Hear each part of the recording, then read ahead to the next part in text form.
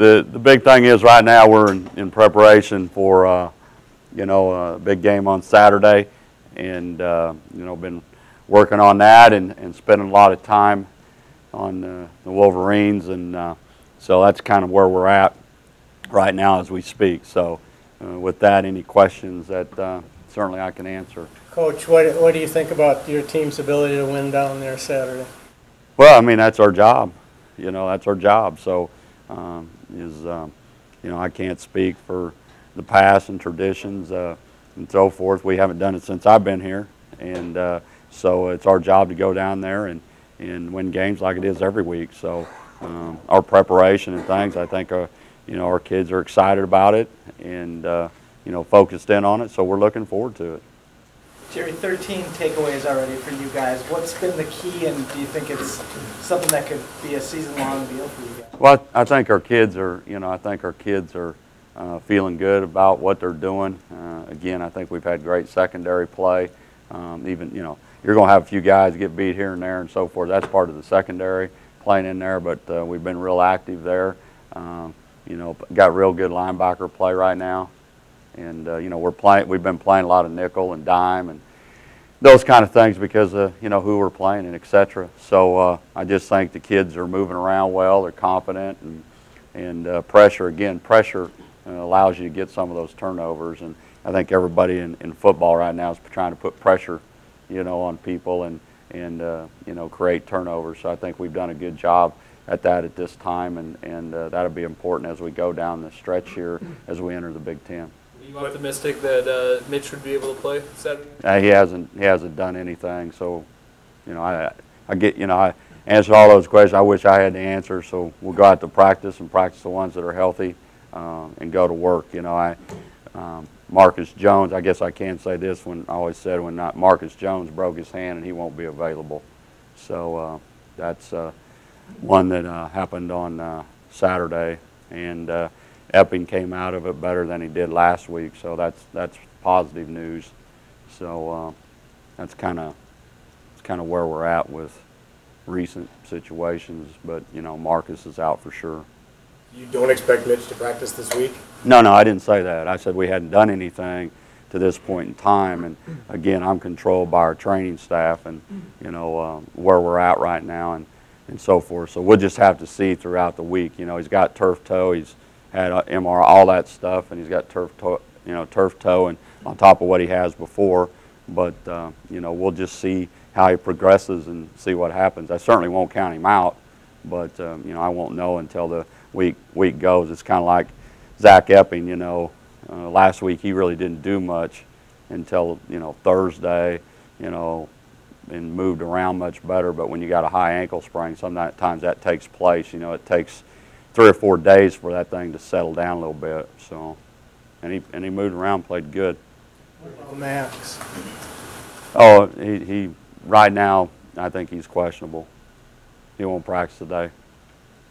On Saturday, you moved a lot of guys in and out on the offensive line. Do you think maybe that's something that you'll continue to do, rotate people in quite aggressively? Well, I think that you know, with situation again with injuries that we've had and the people that we lost, is that you know, with Jonah and Ben, I think that's a good combination right now with Ben Lauer, and you know, that where they, you know, they're playing 35, 40 plays and working a guy in there to continue to get experience, and you know, making sure we play full speed and so forth. And we did some things at guard also, and again, just trying to you know, get maximum effort. And if we need to do that to get maximum effort and make us better, then that's what we'll do. And so, you know, last week it went pretty well, and a lot of that has to do with, you know, how things are going in the game. But we felt, you know, we went in with a plan to do that, certainly with Joan and Ben, and then with Foster and Isaac. Gary, what's the challenge of preparing not knowing who the quarterback is? You know, it's you know, we have to prepare for Devin, you know, Gardner, because that's what, you know, they've been doing, and that's what they've done for. I think we went through this 2 years ago, somewhere along the lines. We didn't know who was going to play when we played him at home, and he played. So I think it's one of those things we have to prepare what we see on film, and you know, it's hard to prepare for Ghost And their offensive scheme's not going to change any. The only thing is if they start the other young man, he's going to be playing wide receiver, and that's another dynamic wide receiver.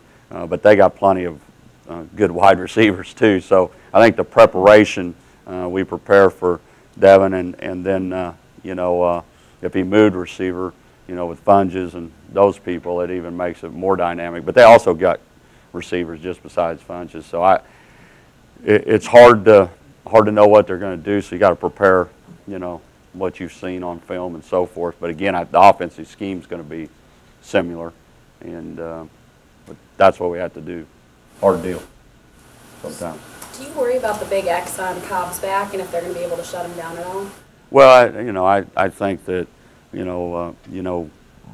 people are going to stop. They're going to come up, stop the run, or try to stop the run, and there's no question that we have to be able to throw the ball and throw it well. We threw it 29 times against TCU, and our production or execution wasn't as good as it needed to be. And I think that as we go into the Big Ten schedule, it's no different than it was a year ago.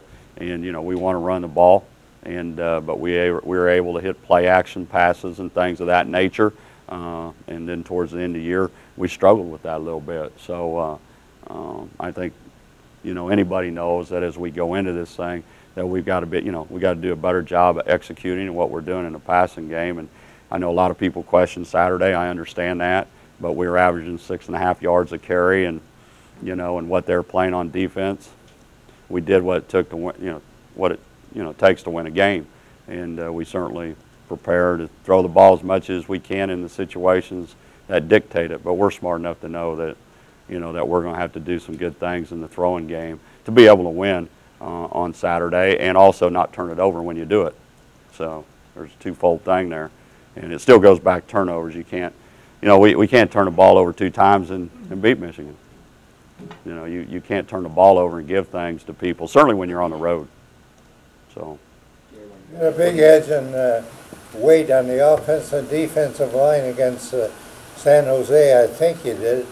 How about Michigan? Have they got big horses up in front? Yeah, Michigan hadn't changed. They're #1 defense in the Big Ten and one of the tops in the country. So I don't know all the stuff, but defensively they're better than they were a year ago, by far. And they're good in the secondary. They've helped themselves in the secondary. They're aggressive up front. They're big and strong, like Michigan's always been. And Madison's a very good defensive coordinator, and so there's not a lot of changes. Offensive line, Michigan's looked like Michigan for a long time, and it doesn't look any different whatsoever. Does it have to be kind of strength versus strength? I mean, your running game against their run defense. Yeah, and again, I don't think there's any question that the ingredients for us to win is you got to be able to run the ball. But again, in that preparation and so forth, we're going to have to do a good job of throwing it and keeping them off bounce, more than we have, and more like TCU. But you got to do it and do it well, and execute it. Your back's behind Cobb. You haven't gotten much the last couple of weeks, but what do you think of Berkeley and Kirkwood and Williams helping? Well, when you get a back that's hot, I mean, he's carrying I always say you got a horse, you ride it, and he's been doing well, and a lot of that has to do with the game and what dictates the game and so forth. Berkeley, there's no question, is that he's had a knockdown shoulder, and we've been careful with it for a lot of reasons, and so we start Big Ten play, and we'll need all those backs in the situation we're in through the Big Ten schedule, certainly ours. But with that being said, is that if David Cobb is getting 5-6 yards a pop, and he gets better as the game goes on anyway. That's his style. But using Berkeley and some people like that to add to that, and certainly with the speed and so forth, feel a lot much better about it than we did last week. And we tried to be smart also with him and trying to get some people healed up, because we can't afford any more injuries at all. So we had some guys that that we were careful with, and we've been careful with him. We gave him enough to see if he was doing better, than he was last week, and I think he feels good going into this game, and so that's kind of answer to that. So. Characterize it. Two questions. Any update on Alex Keith and with all these guys that are maybe iffy? You got the bye week after Michigan. Will that factor into any of your decisions? We always do what's best for the athlete, and you know, if we're told they can play, then you know we're going to play them. If they're 100%, you know, it can't be 92%. You know, it's got to be 100% because they're not as effective.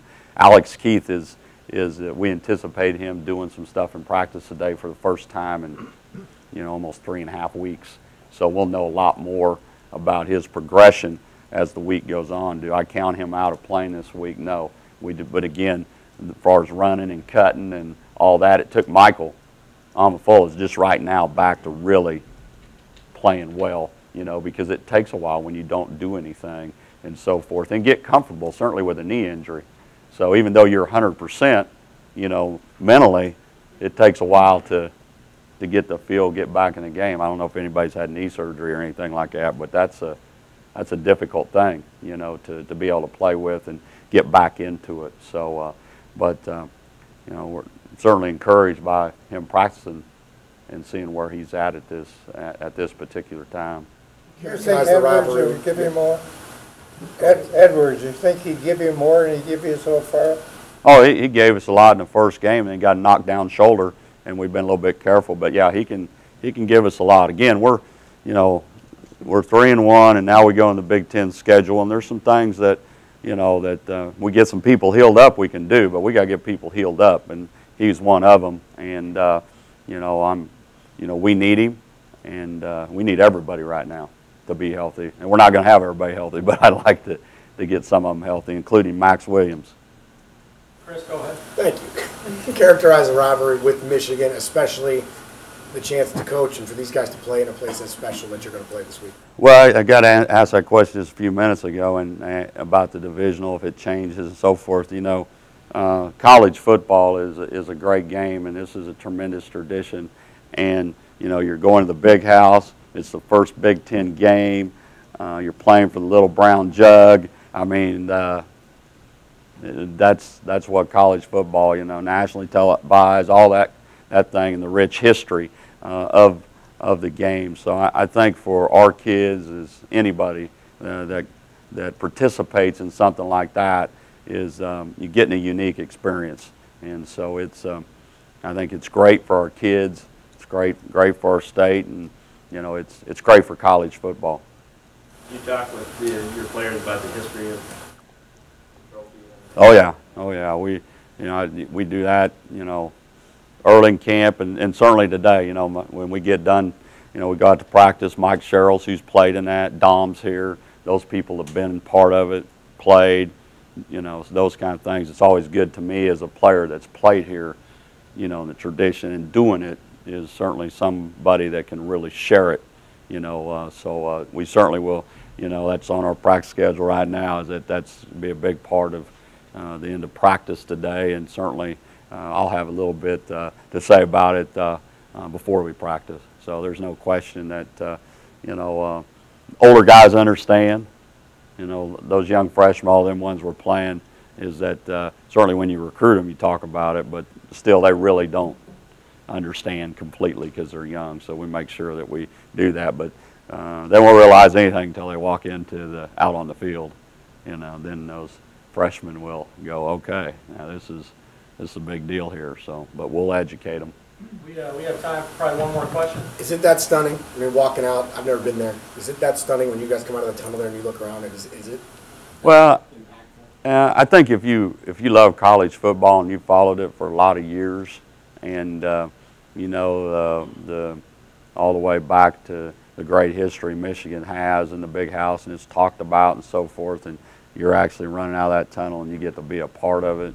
You know, I mean, if you don't have some chills running up your spine when that happens, and you can't get ready to play when that happens and so forth, you know, and you know, you have to do things different, you know, when you're on the road, you know, from cadence to just little things you got to do different, and playing in places like that make you do that. But I think the mystique and those kind of things are, you know, it doesn't get any better for college football.